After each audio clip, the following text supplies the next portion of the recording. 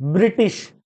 अब हम जानते हैं ब्रिटिशर्स यानी कि अंग्रेजों के बारे में, जो कि इंडिया में सबसे पहले आते हैं तो व्यापार के लिए, पर धीरे धीरे वे अपना यहाँ पर रूल एस्टैब्लिश कर लेते हैं और उसके बाद कई वर्षों तक अंग्रेजों ने हमारे देश पे शासन किया। तो यहाँ पर हम जानेंगे कि सबसे पहली बार किस वक्त अंग्रेज इंडिया में आए थे और किस तरह से धीरे धीरे उन्होंने इंडिया में अपना व्यापार एस्टैब्लिश किया था। The East India Company was founded in England in 1600 AD. East India Company जो कि एक कंपनी थी जो कि इंडिया में व्यापार के लिए आती है, उसकी स्थापना इंग्लैंड में 1600 में हुई थी। Its objective was to trade with the nations of the east and establish a monopoly on them. और ईस्ट इंडिया कंपनी का मेन मोटिव यही था कि जो ईस्टर्न नेशन है, आप वर्ल्ड मैप में देखें तो इंडिया और उसके आसपास के जो अदर नेशंस है, ये पूर्व दिशा में आते हैं, जहां पर सनराइज भी पहले होता है। जबकि यूरोप, जहां पर ब्रिटेन भी है, उसके अलावा अमेरिका, तो ये जो कॉन्टिनेंट्स और कंट्रीज हैं, ये वेस्टर्न साइड में आते हैं। तो ईस्ट इंडिया कंपनी का मेन मोटिव था कि जो पूर्व के देश हैं, वहां पर जाकर वे अपना व्यापार एस्टैब्लिश करें। और ईस्वी सन 1600 में ईस्ट इंडिया कंपनी को जो ब्रिटेन की क्वीन थी, क्वीन एलिजाबेथ फर्स्ट, उनके द्वारा परमिशन दे दी जाती है और ईस्ट इंडिया कंपनी की इंडिया में व्यापार में मोनोपोली एस्टैब्लिश हो सके। वे अकेले सबसे ताकतवर कंपनी बन के उभरे। उसके लिए क्वीन के द्वारा ये इंश्योर किया जाता है कि ईस्ट इंडिया कंपनी के अलावा ब्रिटेन की कोई भी और कंपनी इंडिया में व्यापार नहीं करेगी, ताकि ईस्ट इंडिया कंपनी अच्छे से इंडिया में अपना व्यापार एस्टैब्लिश कर सके, वे ज्यादा से ज्यादा प्रॉफिट कमा पाए, ताकि वो अपने प्रॉफिट से अपनी जो क्वीन थी, वहां के जो रूलर्स थे, उनको भी पे कर पाए। तो ईस्ट इंडिया कंपनी जब इंडिया में व्यापार के लिए आती है, तो सबसे पहले वे धीरे धीरे अपना व्यापार यहाँ पर शुरू करते हैं, पर वे व्यापार में उनको और कंसेशन मिले, वे और जगह भी व्यापार कर सके। इसके लिए वे यहाँ के रूलर से परमिशन लेना चाहते थे। उस समय पर क्योंकि मुगल एम्पायर सबसे बड़ा एम्पायर हुआ करता था और मुगलों में उस समय पर शासक हुआ करते थे जहांगीर, तो ब्रिटेन की ओर से सबसे पहले ईस्वी सन 1608 में 1608 में विलियम हॉकिंस को भेजा जाता है जहांगीर के दरबार में, ताकि ब्रिटिशर्स को और ईस्ट इंडिया कंपनी को इंडिया में व्यापार के लिए और जगह भी अलाउ किया जा सके, उन्हें और कंसेशंस मिले। लेकिन क्योंकि पोर्टुगीज पहले से ही इंडिया में अपना व्यापार काफी ज्यादा बढ़ा चुके थे, वे अच्छा खासा कमा रहे थे, उस पैसे से वे राजा को भी पे कर रहे थे, तो जहांगीर पोर्टुगीजों को नाराज नहीं करना चाहते थे, जिसकी वजह से जहांगीर ने ईस्ट इंडिया कंपनी को 1608 में जब विलियम हॉकिंस यहां पर आते हैं, तब और ज्यादा कंसेशंस देने से मना कर दिया। अब ब्रिटिश ये बात समझ चुके थे कि जब तक पोर्टुगीज यहां पर है,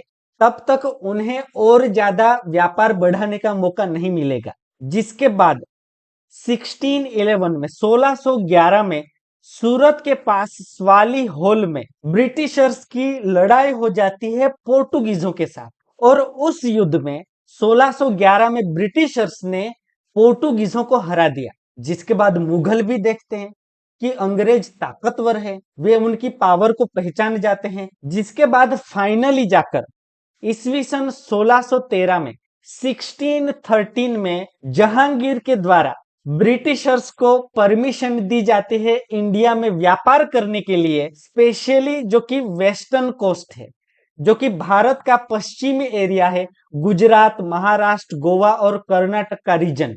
तो इस वेस्टर्न एरिया में ब्रिटिशर्स को परमिशन मिल जाती है उनका व्यापार एस्टैब्लिश करने के लिए। जिसके बाद 1613 में ही, 1613 में ही ब्रिटिशर्स उनका सबसे पहला फोर्ट एस्टैब्लिश करते हैं सूरत में। In 1613 the British got a decree from Jahangir and established their first fort at सूरत।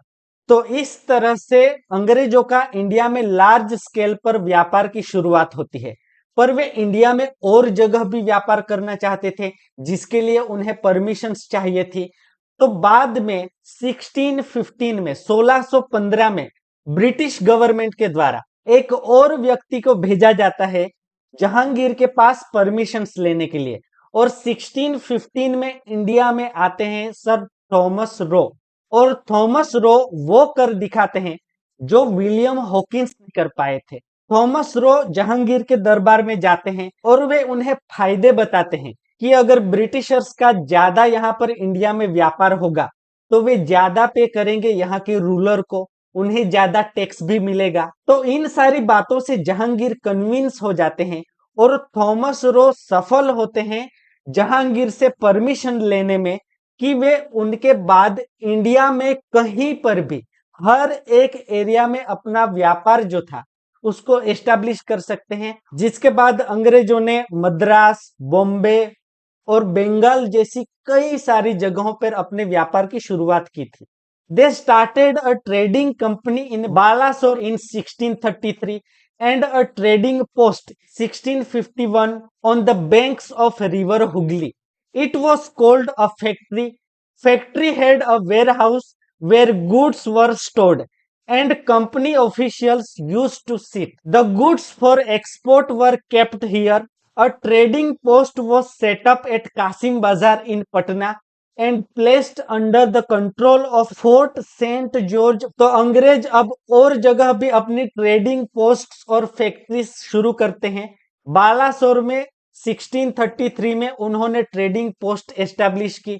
उसके अलावा 1651 में बंगाल में on the banks of river Hooghly वहां पर उन्होंने ट्रेडिंग पोस्ट की शुरुआत की। उसके अलावा उन्होंने मद्रास को लीज पर लिया था और वहां पर फोर्ट सेंट जॉर्ज बिल्ट किया था। तो Fort Saint George first important fort होता है ब्रिटिशर्स के लिए, जहां से वे अपना सारा जो एडमिनिस्ट्रेशन था, उनका जो व्यापार का नियंत्रण था वे किया करते थे। उसके अलावा पटना के कासिम बाजार में भी उन्होंने ट्रेडिंग पोस्ट एस्टैब्लिश की थी। और मेनली बंगाल में हुगली रिवर के पास उन्होंने फैक्ट्री एस्टैब्लिश की थी, जो कि आप यहाँ पर देख सकते हैं। तो इस फैक्ट्री में यहाँ पर वेयर हाउस भी हुआ करता था, जहां पर गुड्स यानी कि जो चीजें वो एक्सपोर्ट करना चाहते थे, जो कि समंदर के रास्ते जहाजों में भरकर वे दूसरे देशों में भेजा करते थे या यूरोप तक भेजा करते थे, वो सारे सामान, वो सारे गुड्स यहाँ पर वेयर हाउस इसमें फैक्ट्री में रखे जाते थे। और यहीं पर जो कंपनी ऑफिशियल्स थे वे भी बैठा करते थे। और यह जो सारा व्यापार का नियंत्रण था वो फोर्ट सेंट जॉर्ज के अंडर हुआ करता था। और उसके बाद 1698 और 1699 में बंगाल के सूबेदार अजीम उस शान के पास अंग्रेजों ने 1200 रुपये देकर सुतनुती, गोविंदपुर और कालीघाट नाम के 3 गांवों की जमींदारी भी ली थी। और उसी जगह पर उन्होंने बाद में फोर्ट विलियम भी बनवाया। और बाद में जो मुगल एम्परर थे फारूक शियर, उनको 3000 रुपया वार्षिक कर देने के बदले में अंग्रेजों ने उस रीजन में टैक्स फ्री व्यापार करने की परमिशन भी ले ली थी। यानी कि वे हर साल 3000 रुपया फारूक शियर को देंगे, जिसके बदले में वे पूरा साल east India company tax free उस एरिया में व्यापार कर सकती थी। उन्हें कोई भी और टैक्स नहीं पे करना पड़ता था। The British got the zamindari of 3 villages named Sutanuti, Kalighat and Govindpur in 1698। देखो, पहले ये 3 सिर्फ गांव का एरिया हुआ करता था, पर अंग्रेजों ने जब यहाँ की जमींदारी ले ली तो उन्होंने वहां पर फोर्ट विलियम बनाया, एक किला बनाया, एक कॉलोनी एस्टैब्लिश की। जिसके बाद वहां पर क्योंकि उनका बहुत ज्यादा व्यापार चल रहा था, तो जहां पर भी व्यापार चलता हो धीरे धीरे वह जगह डेवलप हो जाती है। तो आप यहाँ पर देख सकते हैं कि कोलकाता जो शहर आज एस्टैब्लिश्ड हम देखते हैं, उसके एस्टैब्लिशमेंट की शुरुआत किस समय पर हुई थी कि जब अंग्रेजों ने 1698 में 1698 में बंगाल के सूबेदार के पास से सुतनुती, कालीघाट और गोविंदपुर नाम के 3 गांवों की जमींदारी ली थी।